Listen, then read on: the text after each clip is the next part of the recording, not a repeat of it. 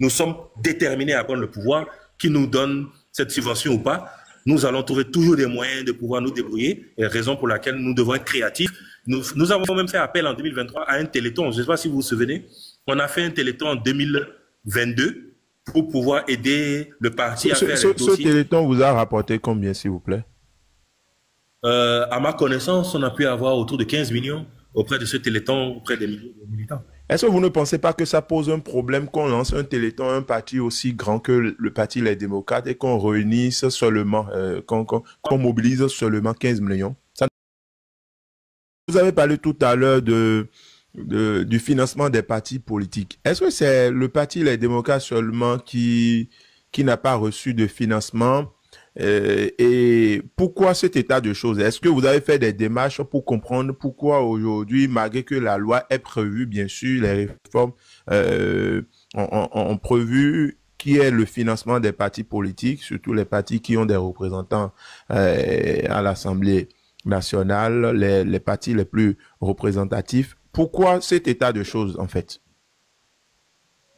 Honnêtement, je ne pourrais te le dire, Habib. En réalité, nous avons Mais tout est-ce que le essayé. parti a fait des démarches dans ce sens? Bien sûr. Bien sûr, nous avons écrit à la Sénat, puisque c'est la Sénat qui est censée nous appeler pour nous remettre cet accompagnement, cette subvention aux partis politiques. La Sénat ne l'a pas fait. Nous avons écrit à la Sénat, nous avons écrit aux différentes autorités. Et je peux même vous dire que l'honorable Kamel Ouassangari a même saisi la Cour constitutionnelle pour pouvoir faire constater le fait que nous ne sommes pas, disons, respectés dans nos droits. Et malheureusement, jusqu'à maintenant, vous savez, la rupture a l'habitude de pouvoir appliquer les décisions lorsque ça les arrange. Nous connaissons la chose. Nous n'allons pas nous plaindre, nous mettre dans une position victimaire. Nous sommes déterminés à prendre le pouvoir, qui nous donne cette subvention ou pas. Nous allons trouver toujours des moyens de pouvoir nous débrouiller, et raison pour laquelle nous devons être créatifs.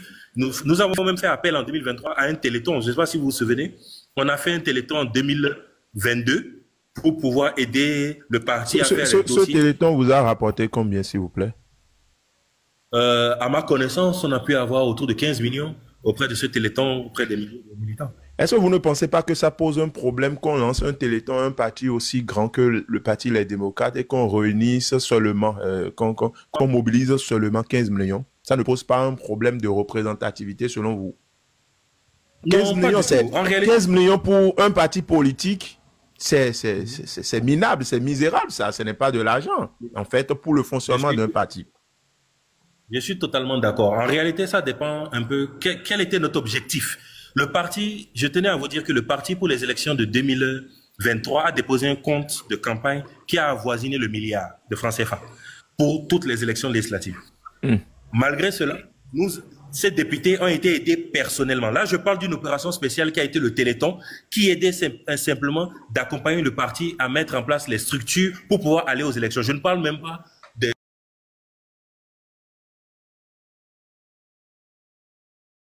qui ne sont pas comptabilisées dans ces 15 millions. Je parle, ça a été une opération ponctuelle qui a été faite pour qu'on prépare les dossiers. Ça n'était pas une opération qui a été faite pour qu'on aille aux élections pour financer, disons, la campagne. Mais je peux vous dire qu'une grande partie de cet argent que je viens de vous parler est venue de nos militants. Nous n'avions aucun élu à l'époque. Nous n'avions pas de députés, nous n'avons pas de maire.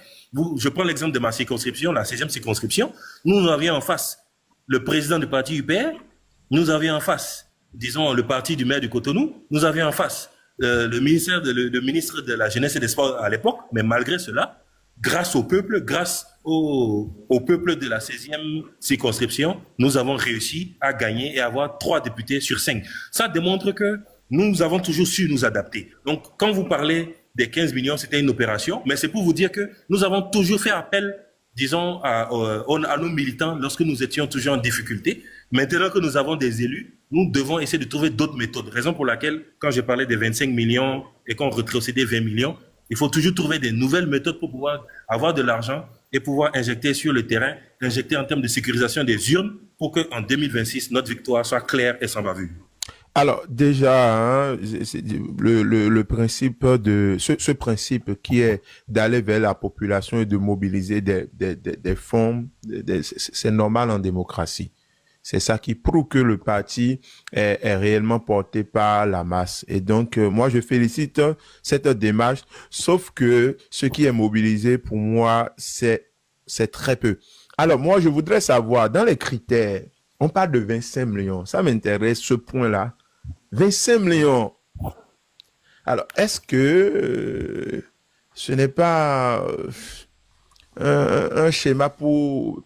Est-ce que le parti n'a pas déjà son plan et puis on fait appel à tout le monde à mener de l'argent? Est-ce que ce n'est pas un schéma pour racketter les gens au sein du parti? Non, non, absolument pas. Vous savez, Et, lorsque et- on demande... et je complète, hein. Est-ce que c'est pas aussi un schéma pour exclure certaines personnes de la cause bien, qu'ils aient tout ce qu'il faut, toutes les qualités pour fièrement porter eh bien, les drapeaux, les couleurs, les valeurs du parti, mais seulement à cause de cette barrière financière de 25 millions, ils seront exclus. Est-ce que ce n'est pas aussi une barrière pour exclure des potentiels candidats qui peuvent valablement porter les valeurs du parti?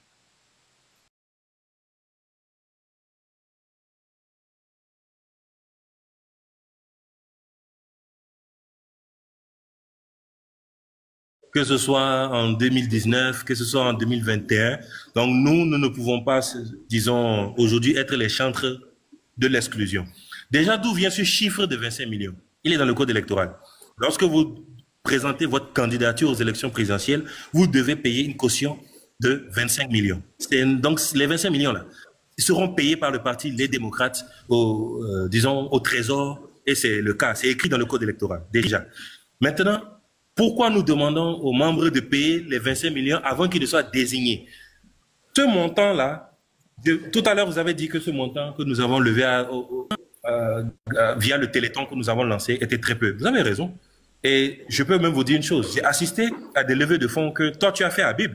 Et tu as pu lever plus de 30 millions. Je suis persuadé que si tu continuais, tu aurais pu atteindre 50 millions. Ça veut dire quoi? Ça veut dire que toi, Habib, tu sais que tu vas être candidat au sein du parti Les Démocrates.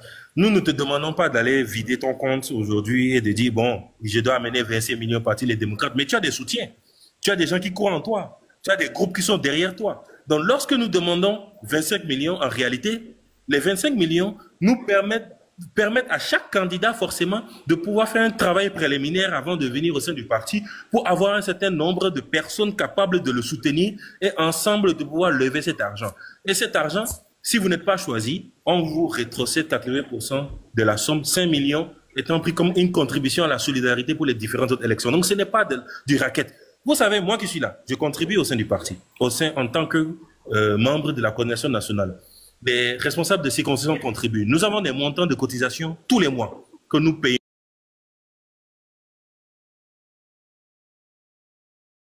sur la base des subventions, sur la base des cotisations des élus et sur la base de nous-mêmes, notre propre cotisation. Et c'est ça qui nous permet de caler et d'avoir un planning, un calendrier d'activité. Donc, ce n'est absolument pas du racket. Si vous êtes militant du Parti Les Démocrates, c'est que vous savez quelles sont les choses que nous devons.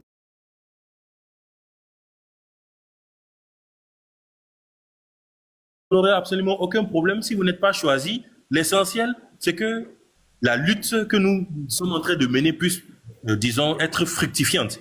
Et pour cela, vous accepterez sans peine que 20% du montant